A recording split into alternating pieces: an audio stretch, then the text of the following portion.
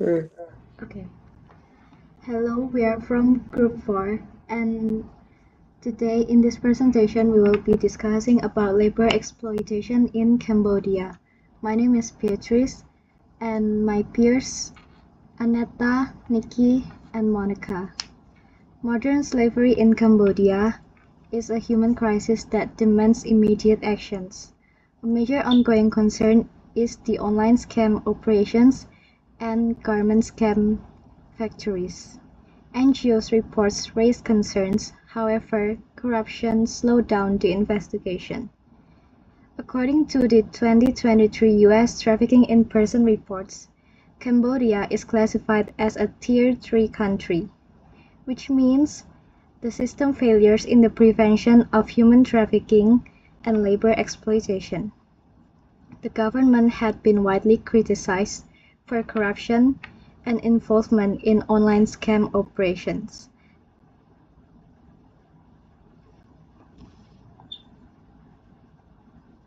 Responding to the Act of Cambodia, the international organizations such as the UN, the EU, and the ILO, they were strictly against Cambodia's act.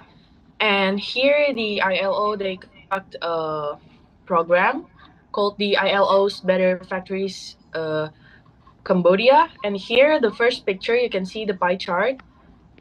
They conduct uh, they conduct a research at 94% of the factories in Cambodia in 2013 and 2014, and also in 2022 and 2023, with the scope of 300 more factories.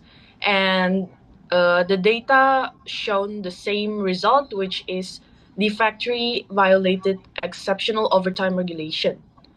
And from this program, the result is like out of thousands of inspection conducted between the January 2009 and December 2013, there were only 10 fines that were imposed by the Cambodian government. So this program showed that Cambodia Cambodia was um, still lack on the working condition, and that is violated. They violated exceptional overtime regulation, and also the EU. They also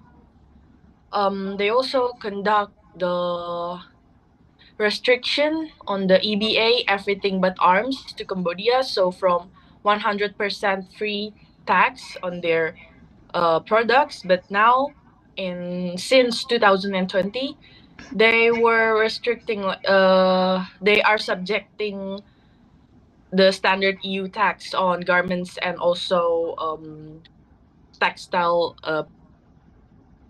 products from Cambodia. Okay, and then I will continue about a major crackdown and arrest in Cambodia. So since mid 2025, Cambodia has increased rates on online scam centers. And then Amnesty International reported over 1,000 people arrested in just a few days. And AP News says that more than 2,100 people arrested by July 2025. And it shows that government responding after a strong international pressure. And then the government said that it is now targeting big operators, not just low-level workers.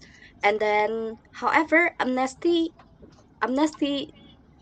said that must be must be right based because many arrested were a victim of the forced labor. And then there is still concerns that victims are punished while the main bosses running away from their responsibilities. And I will conclude with mentioning what the Marxist theory explains and what it misses. So, as my teammates have said, that Labor exploitation in Cambodia shows modern slavery, corruption, and weak government systems that allow workers to be easily abused. So we are using Marxism, which helps us to understand and explains how the ruling class uses economic and political power to control and exploit workers. So in Cambodia, in the factory, scam owners or factory workers and scam commode leaders, and also some corrupt government leaders or politicians, they benefit from cheap or forced labor. And whilst when this happens, workers or especially migrant workers, they have little or no power at all to fight for themselves. So there's no power that is protecting them. And this reflects the Marxist idea of surplus value, where profits increase by paying workers very little or nothing. And it also shows the class domination, where the government often protects powerful elites over workers. However, what Marxism misses, it doesn't explain everything, and it misses the it misses on how to explain human trafficking, criminal networks, or the arrest of activists. So Marxism doesn't fully explain this, and it does not clearly explain why laws are not enforced, which is not only because of capitalism, but also due to corruption, weak institutions, and also an authoritarian regime. So all this, under the Marxist theory, it fails to explain it.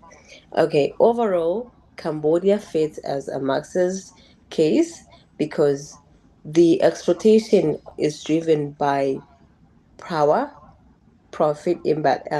by profit and power imbalances, and also elite control.